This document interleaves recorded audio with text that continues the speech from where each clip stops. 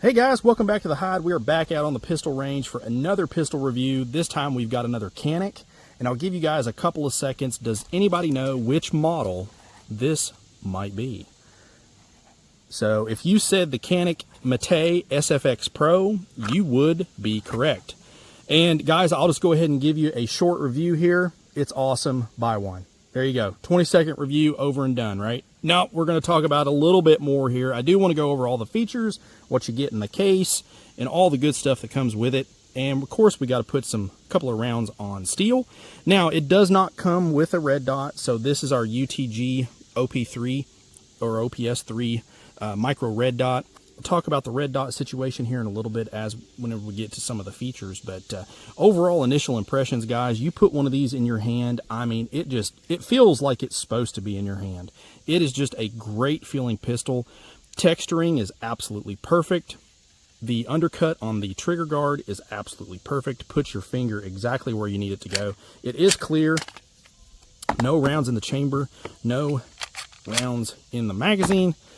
But we'll go over from top to bottom here. So this uses a 5 3/4 inch, now threaded, fluted stainless barrel. So it is threaded half 28, so you can suppress it if you want to. It comes from the factory with a front tritium night sight, blacked out rear. Okay.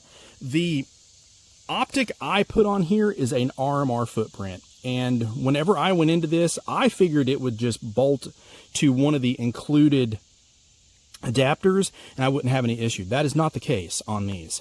These right here are cut for the compact series of red dots. So if you look in the manual, which after the fact I did, because I was wondering what the heck's going on here, because none of my red dots were working.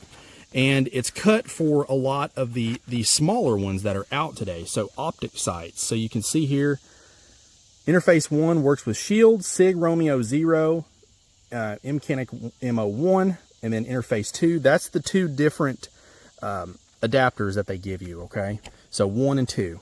And then 2 works with Shield RMS-C, Canik 01.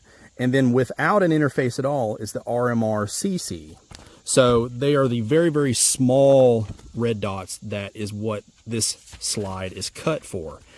So if you have an RMR footprint, a standard RMR footprint micro red dot, you'll have to get an aftermarket adapter. I found this from Canik, and it is spot on perfect. The fit and finish is absolutely amazing. Fills up the voids, rock solid, no issues at all. So just kind of keep that in mind. These little adapters that they give you, these are really nothing more than just kind of filler plates. It still bolts into the slide. Now, if you use one of the compact ones like the RMR-CC, it bolts directly to the slide. No adapter at all needed. So just kind of keep that in mind if this is something you think you might get into and want a red dot on it for yourself. So some of the other features, the trigger itself, this very well could be, in my opinion, one of the, if not the best striker-fired factory triggers I have ever felt. It is absolutely amazing. I'm going to try and get a pull weight on this, and hopefully I can do it justice on how it actually feels. Now, they have it breaking at 5 pounds by this scale. Let's do that again, because it does not feel like a 5-pound trigger, I'm here to tell you. Try it one more time. About 4.5 on that one. I can tell you that it feels a heck of a lot lighter than that. I mean, it feels amazing. Look at the reset on this, guys. Shortest reset right there. And then here's the break. Yeah, I mean, it's spot on. Talk about breaking a glass rod. Comes with a factory installed magwell swell here, so you can work on those speed reloads a little bit easier. Does have 1913 under rail here. Comes threaded from the factory, as I mentioned. Stainless barrel. That barrel looks absolutely amazing. Comes with a few different sized mag release buttons. That is ambi. So is the slide release, so that's nice as well. You got a striker indicator on, excuse me, on the back, and standard takedown. You know, I'm not going to go over any of that, but setting the pistol aside, we'll take a look at what else it comes with. So from the factory, it does come with one 18-round magazine and one 20. I bought an additional 20 just to have my case filled up here. But one thing that I kind of don't like is if you put the 20-round mag in, it won't fit in the case. So it's too long.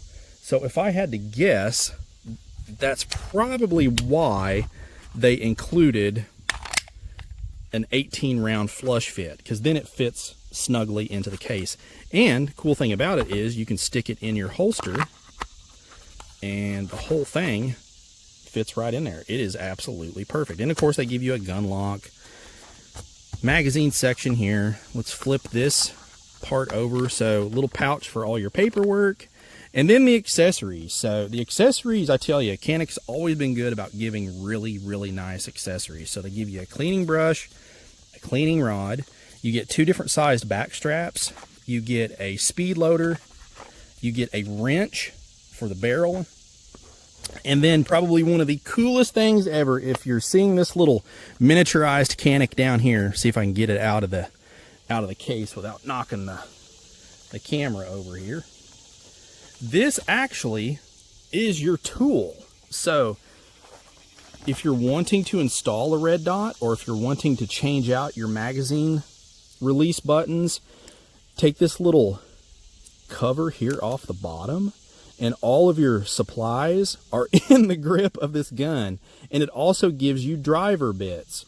So Torx driver bits, if you look here on the muzzle end of your little tool, that's a hex driver. So you put that in there, and then you can use this as a wrench to work on your pistol. So I just thought that was as neat as all get out, guys. Price point on these, looking at less than $6, right at $6, just depending on where you get it. The case is absolutely phenomenal. I really like the case. The fit and finish, if you have not had a chance to see one of these, I definitely challenge you to go out to your local gun shop, see if they have one, and take a look. They have improved the internal trigger mechanism, I believe, in this. They've put nickel-plated components in there, so like I said, the trigger is just absolutely amazing. But I want to get some mags loaded up.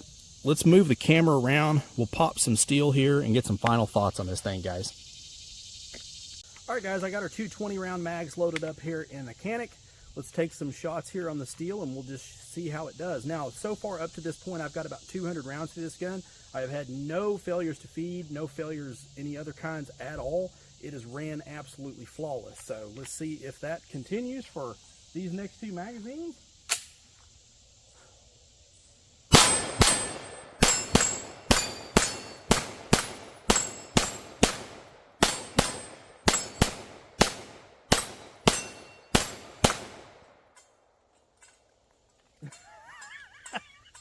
I tell you guys, this pistol is definitely a heck of a lot more accurate than I am. That is a fact. It is a lot of fun to shoot. See if we can hit the swinger there.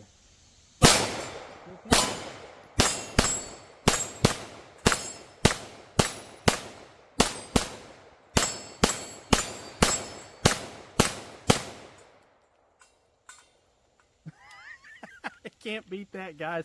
This thing is an absolute laser beam. Magazine extraction, extremely positive. Hit the button one time, the mag just completely falls out of the gun.